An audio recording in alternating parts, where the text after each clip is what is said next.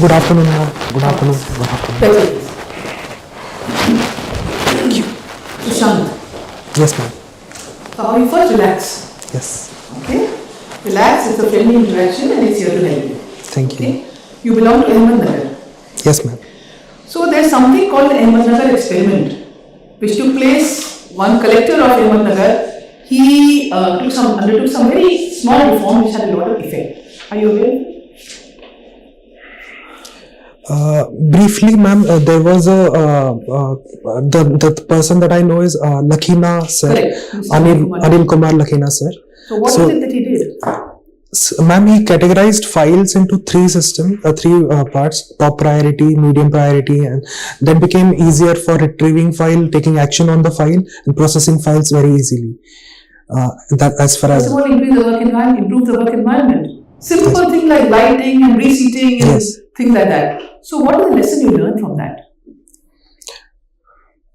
Ma'am, I feel that with a small change, a big improvement can happen in administration. That is my learning, and we don't need a very complicated solution to solve a governance problem. With simple solutions also no can bring money, no nothing. Yes, ma'am. So now tell me, in the scheme of things, tell me one problem you pick up which you will solve.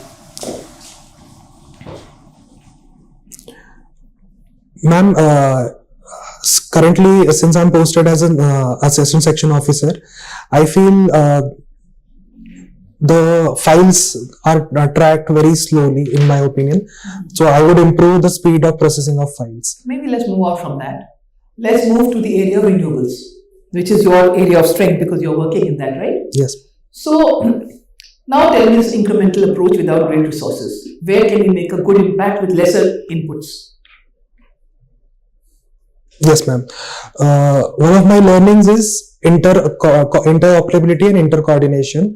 So, in my opinion, there are many pilots which are running on, but they don't know what each other is progressing towards. That's why, in my opinion, that if they are sharing their level of growth and level of research, very nice. that would be a Give good. me examples of two such pilots. Yes, ma'am. Recently, there is a pilot of NTPC. They are starting hydrogen fuel based bus, and another is a Toyota Mirai MOU, which is signed with Kirloskar recently. So, if they share their technology of hydrogen fuel based cell, that would be a great feat. Competitors, it's money making, no? How will they share? But that's for Government of India to do, to make sure. Yes. CSIR. Okay, while we are on renewables, what are issues with hydrogen? First, shall I make it bigger first? What is the real constraint in the green hydrogen mission? What is the real problem there? There may be, but the main problem. You are aware of the green hydrogen mission? Yes, ma'am. I am currently posted in hydrogen division of Renewable. Sorry, hydrogen. Hydrogen Wonderful. division. So it's right up your alley. Yes, so ma'am. What is the main problem in the green hydrogen mission? As for the mission, there are three targets, three critical problems that we are trying to solve. First is the hydrogen storage problem. Hydrogen being one of the most explosive substances. Tell me the most important problem. I know you know a lot. You have to distill it and tell the critical answer. Critical answer, in my opinion, is the cost production, ma'am. Because right now we are producing green hydrogen at $4 to $5 per kilogram. What is the total? What is the target of the green hydrogen mission? It's a 5 million metric ton production per annum by 2030. What is the whole capacity, global capacity of electrolyzers today? Sorry, ma'am, I don't know. That's the biggest constraint. Globally, enough electrolyzers not being produced to meet our own target only. So it's a highly ambitious target. Yes, ma'am. Then, of course, storage and such other issues, safety, all that. Okay. Now, COP30. If I were to ask you, what do you think is the biggest takeout of that for India? COP30.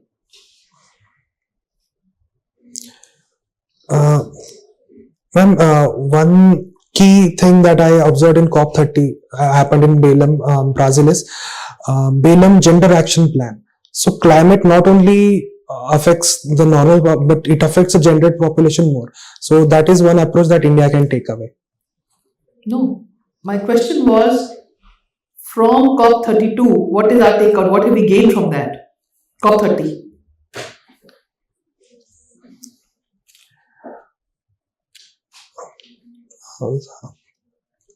Our biggest takeaway would be the financing of for energy transition that is needed. That we get a globally. So, what was the decision in COP30? We have consolidated 29 targets in COP30. That is a Belém action plan. Sorry, ma'am, I'll read more about it. So, IBM, what IBM were you working in? The IBM? Yes, International Business Machine of USA. Yes, ma'am. And you were a business analyst. Yes, ma'am. So, what was the domain that you were doing as a business analyst? Since it was a technical software-based company, ma'am, my role was actually mix of both technology as well as the consulting. And the thing that I was working on especially was human resource management system. One of the example is also in the Government of India, that is EHRMS platform.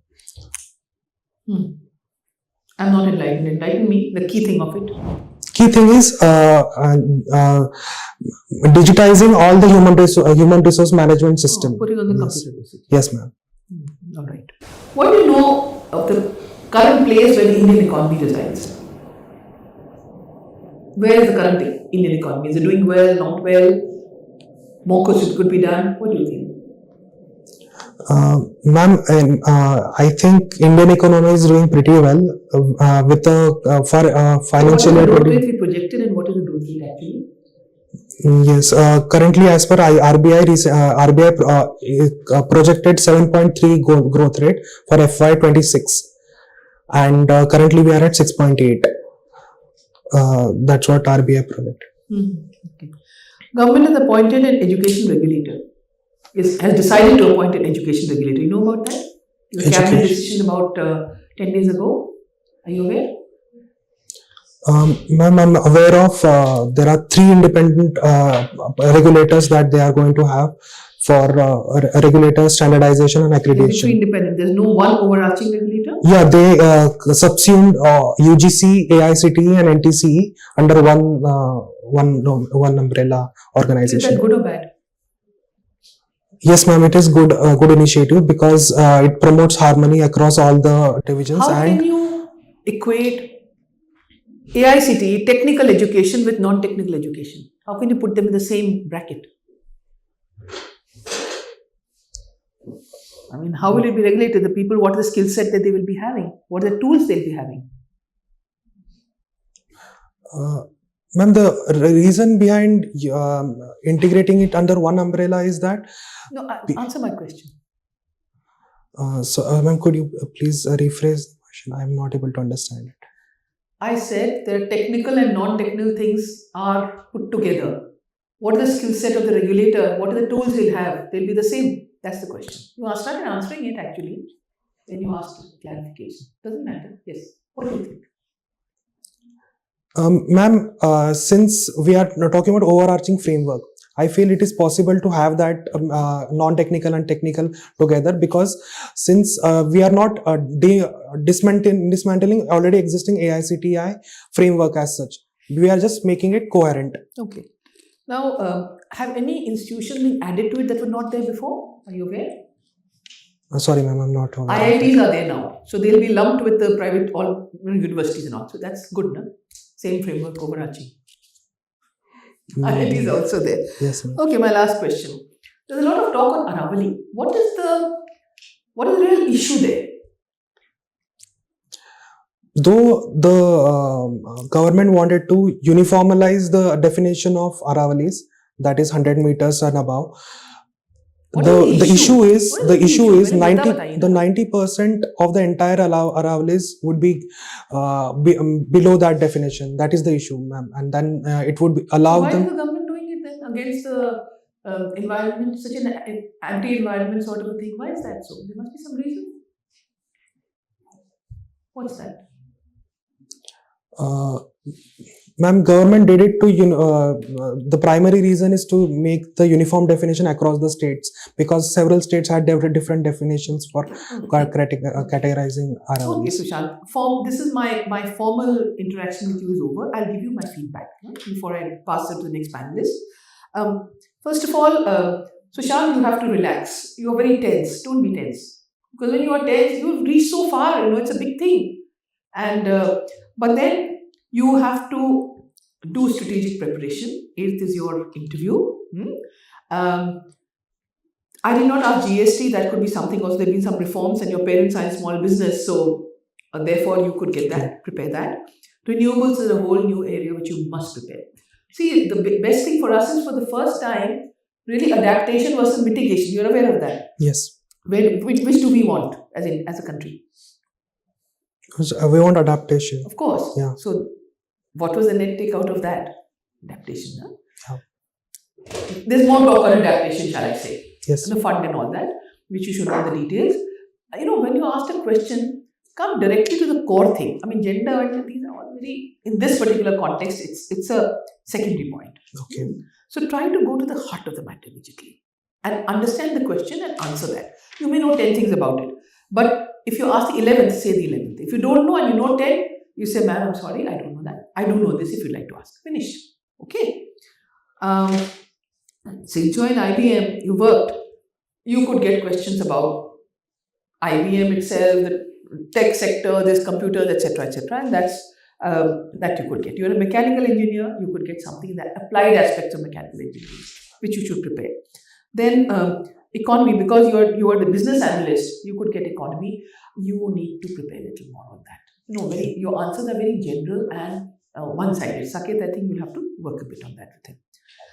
Education regulator, once again, all these recent cabinet decisions, you must prepare them well. Yes, so what are the decisions? What are pros and cons of those? Aravali. The core is sand mining. There are so many leases on the anvil already, and therefore it's sand mining versus environment. So environmentalists, they all want that it should be protected. They want a definition of 3-degree slope, right? And the government is 100 degrees, which is 100 meters, which is going to eliminate virtually all of it. 8% or something will be left. So entire Aravalis will be gone. So you must understand the issue. Don't be critical of government, but you should not hesitate to say upfront. Okay? And otherwise, your Ahmednagar, Maharashtra, all that stuff you should prepare. And you have a lot of hobbies. I did not touch them. I'm sure the other panelists will touch them and give you advice. And you have a very good DAF. So you don't have to worry. Just focus, prioritize. Please read the papers. Whatever foreign visits have taken place, recent past, whatever FTA signed, whatever other deals signed, you should know. Yes, ma'am. Cabinet decisions, Supreme Court orders, all these things. In the last, at the end, papers and magazines come out with supplements on the whole year. Please read those, so that you get at a snapshot all the events of the year and pick up the ones which are of relevance even today and from your dad. Okay. All the very best. Thank you. Bye-bye. Rajiv. Hello, Sushant. Hello, sir. Sushant, a major Chinese leader of the 20th century said, bide your time and hide your strength. Now, who was it and how has this played out for China? So I don't know who was the person who said this, but as according to me, this talks about that there was after getting independence, the China for a particular decades they had a growth of 10 plus. Independence from whom? China got independence from whom? Sir, they formed a one China. I was saying. Sir. One China policy they are pursuing now. They want to take over Taiwan. That's the one China policy, right? Yes, sir. 1949. Sir. So 49, they did not become independent. 49 is the victory of the Chinese Revolution. The communists came into power, they defeated the nationalists. Anyway, so Deng Xiaoping said this sometime in the 1980s to the Chinese people, bide your time and hide your strength. So how has this played out for China? Sir, it has resulted into huge economic growth of China. China has invested in manufacturing a lot during that period. They had a growth of 10 plus percent. So why was it important for China to hide its strength? Sir, I feel the logic behind that was not to get into any conflicts as per se and focus on our growth only. And they had different approaches to development. And during that time also, it made sure that they formed a global supply chain and bilateral relations. Hide your strength so that you do not attract adverse attention. Yes, sir. The primary focus of the Americans was on winning the Cold War against the Soviet Union. And he said, quiet, let them focus on Soviet Union, you hide your strength. Yes, sir. Hide behind the Soviet Union. And then they carried on doing it, and even after the Soviets disappeared, the Chinese kept saying, "Oh, we are a developing country. We are a developing country." As a result, the Americans opened up their markets. Okay, now you can have a contrary strategy, and we have been for the past 20 years been saying that we have arrived, right? How does that work for us?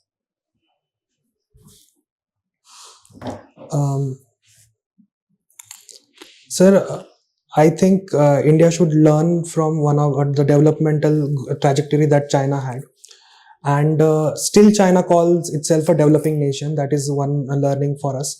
And unless and until our economy is robust like China is, and there is China has formed an indispensable supply chain network across the world.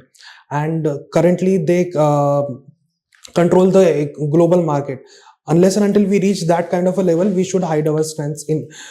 That's why we shouldn't. I mean, we've attracted 50% tariffs on our export to the US, right?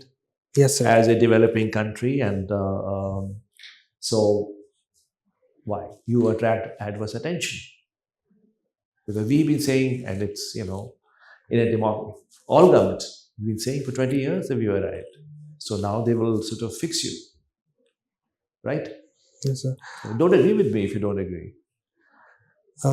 Sir, I feel that government of India is, first of all, we have a democracy as against to China, what China has. And since we are putting that aspiration among people that we are going to be a global superpower and we will achieve the Vishwaguru aim by 2017, Vikasit Bharat aim.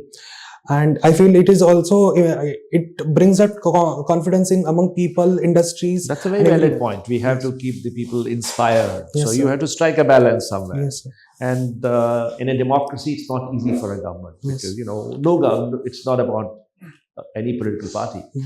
All governments play up the sectors. So it's a problem with the democracy, but it has some negative consequences. Let's move from here. National security strategy of the US came out a couple of weeks ago. Do you remember any significant points from there? Yes, sir. Especially with respect to India, it has mentioned India 4 times. That and what the NSS does is, the recent Indo-Pak conflict, it shows that President Trump was the one to negotiate that ceasefire. But we have to manage our narrative. But how is that relevant to the national security strategy of the US? I was talking about impact on India, that we have to still maintain our narrative that US did not have anything. The impact of what on India? Of the national security strategy? Yes, sir. Strategy, it is not having any impact so far. It's a declaration of US intentions and plans. But sir, this strategy has been watched by the entire world. And we should push back the narrative that has been brought by USA, that they are the one who is negotiating the bilateral tension between 2 nations. We have they to are maintain. Not saying that in the national security strategy. Yes, I think I should read that strategy again then, sir. Okay, all right. Let's forget it. International borders, in the case of India with Pakistan and China, we had a ceasefire line. 1949. That became, something else. So, ceasefire line, international border, line of control, line of actual control. Now, rank these names for our international, for our border with China and the US. Rank them in terms of the stability and legitimacy of these names. Stability and legitimacy.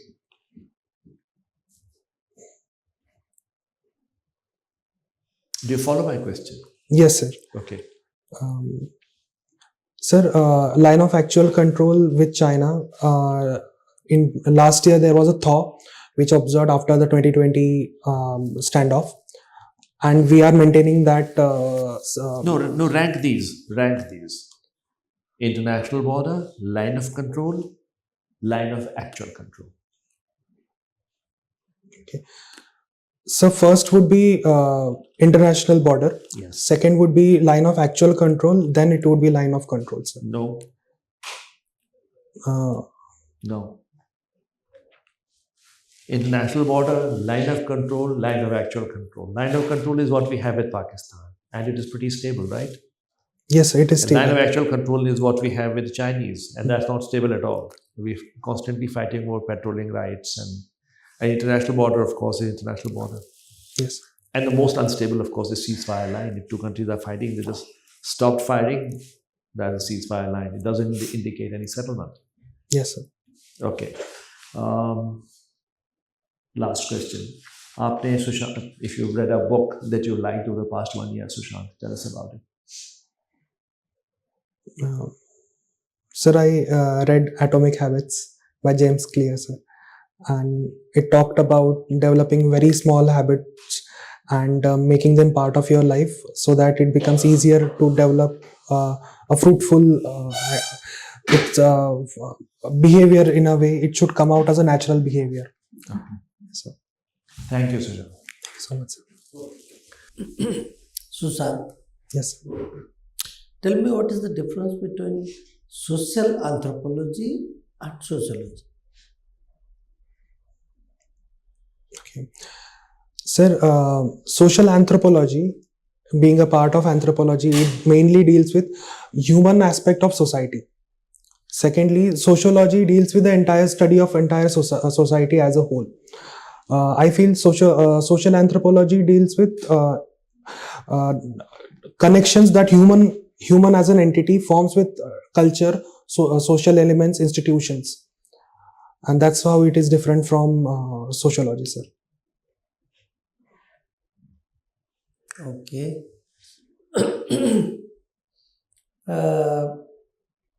Can you tell me how the Homo erectus traveled after it originated in Africa? Okay. Sir, Homo erectus, there are also claims that the same Java man has been found in Javan Islands. So it's not just out of Africa theory. That is with respect to Homo erectus, sir. And if you are talking about out of Africa theory, they have traveled to Middle East, then to Asia as well as to Europe, sir. To Europe. Okay, Yes, sir. all right.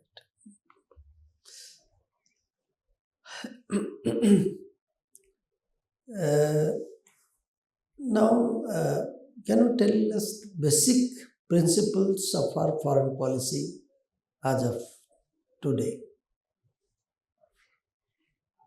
Just 2 or 3. Yes, sir.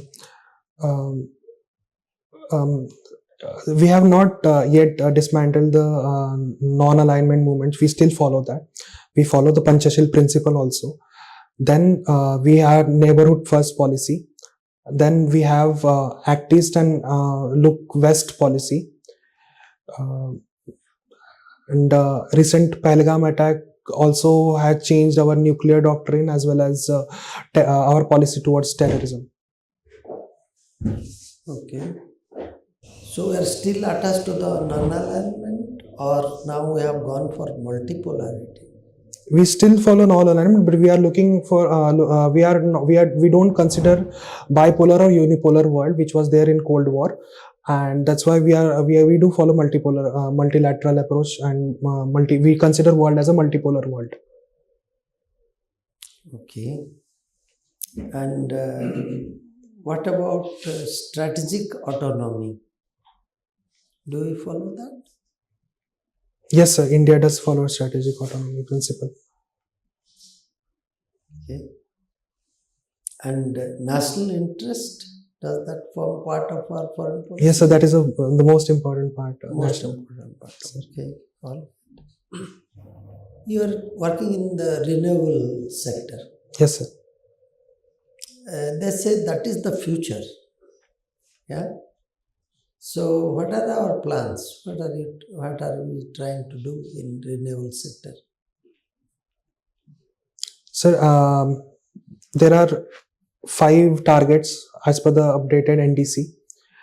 So first is we have to make our non-fossil fuels capacity till 50%. Then we have to reduce our carbon emissions by 45% from 2005 levels. Then we have to create a carbon sink of 2.5 to 3 billion tons. Then ultimately we have to reach to net zero by 2070. 2070. Yes. Okay. Solar or wind energy, which one is preferable? Sir, it depends on the geography of the region, then constraint on the financial budget. Yes, sir. If you give me a specific region, I would able to answer. You are interested in robotics. Yes, sir. They say there are 3 laws of robotics. Can you tell me 3 laws? No, I'm sorry, sir. I'm unable to recall right now. Okay, all right. Tell us something about Worli art. Sir, Worli art is a tribal art originated in the northwest part of Maharashtra. It generally deals with only geometrical shapes. It deals with a very minimal resources approach that they use only rice paste and red ochre color walls. And finally, the message that I like from Worli art is that there are no expressions on Worli art. There are no facial structures. So it shows that all humans are equal. Okay, my last question. What is your view about police-politician nexus?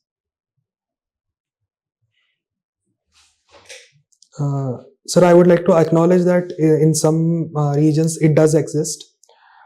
It is counterproductive in a way because one of our code of conduct says that there has to be a non-partisan nature in our while serving our duty.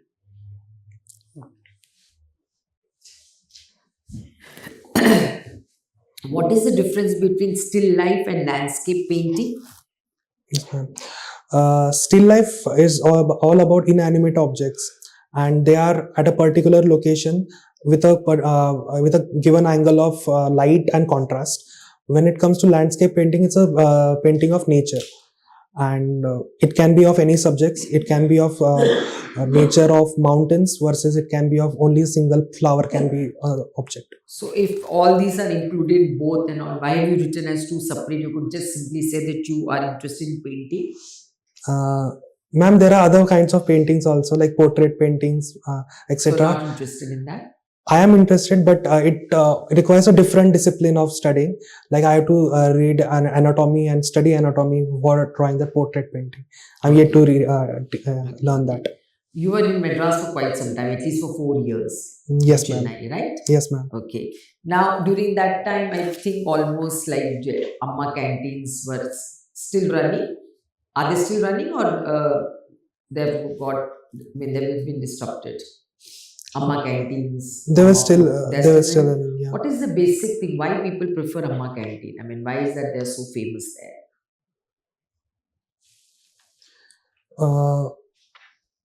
Ma'am, with limited guess, because I have personally not tried it. It was the affordability that which I heard of. That food, first of all, is fresh. That's why instead of other restaurant, they preferred those Amma canteens. Why you never tried? Because they're almost all over Chennai, or in fact all over Tamil Nadu. Sorry, ma'am, because my interaction was limited to IIT Madras most of the time, and I used to only go to beaches. Only go to beaches and didn't go anywhere else. Yes. Okay, that's nice. Okay, the Tamil Nadu, I think, is one of the states which started with schemes for girl child. What is your opinion regarding why should we have special schemes for women or girl child? Is it essential to empower women, and why is it essential? Ma'am, it certainly is important. First of all, my angle would be economic. The without half the population, we cannot achieve the Vikasit Bharat in the given amount of time. That is first reason. Secondly, I feel there is a right to human dignity. Even girl child enjoys that right, and they have the right to reach their full potential. Hence, we need to have a welfare-based approach and promote and empower women. That is the second reason, in my opinion. So, in the recent past, any 3 laws which have been introduced by the government of India to enhance the status of women? 3 laws. Any 3 laws? Ma'am, there was a recent amendment bill about making the reservation to 33% in Parliament. Yeah, that is, and state assemblies also. This is the only one I can think of right now. That's the only one you can think about. Right now, yes, ma'am. Maternity Benefit Act, Sexual Harassment at Workplace. There have been changes in the rape laws. There are many things. You just said that very passionately. It's important for women. Yes. Empowerment. Yes, ma'am. Okay, Chalo, that's nice. Okay, and among the like anthropology was your, of course, optional. So among all the topics you studied, which topic did you like the most? In anthropology. And anthropology, yeah.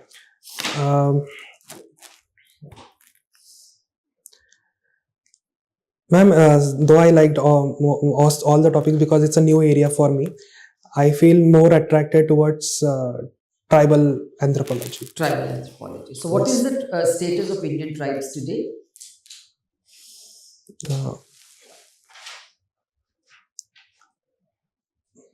Ma'am, one of the concerning fact about tribals in India is the lack of health and education. The status is that around 57% of tribal women are anemic in nature, and they don't get access to proper nutrition. Thirdly, the tribal education, 57% is for all women or only just the tribal women? Tribal women. Okay. Then the tribal education is one of the most concerning fact that I can think of, because so when we talk about, sorry to interrupt, when we talk about the status of a particular community or a particular thing, what exactly do we look at? Ma'am, we look at all the positives and negatives. Is like what is the literacy rate. Ma'am, I don't know the exact data for that. Yes, ma'am. Okay, name any 3 tribes found in Maharashtra. You're from Maharashtra, right? Yeah. Yes, ma'am. First would be Warli tribe. Then there is a Gond tribe. There is Bhilla tribe. Yes, ma'am. Any particular feature about the Gond tribes? Gond tribes, they are on the eastern part of Maharashtra, and even they follow a similar art like Warli art, but theirs is more intricate in nature, and they use different substances. Unfortunately, they have been succumbed to Naxalite thinking, yes, ideology. Okay. Now, in the recent past, the government has, been talking about the menstrual leave. There's a debate going on in the society regarding the menstrual leave. What is your opinion? Should be girls given menstrual leave? Yes, ma'am. In my opinion, it has to be there because several countries in Europe follow that model. There are in Scandinavia there are 2 days leave, if I'm right, and it will enhance the productivity of work, and then it will also reduce. Sorry to interrupt again, but suppose say you give them menstrual leave in a month for 2 to 3 days. Then there's something called CCL, which is childcare leave. Then there is maternity leave. Then there is sexual harassment at workplace. There's so much of protection, so much. Do you really think that people would prefer to employ women?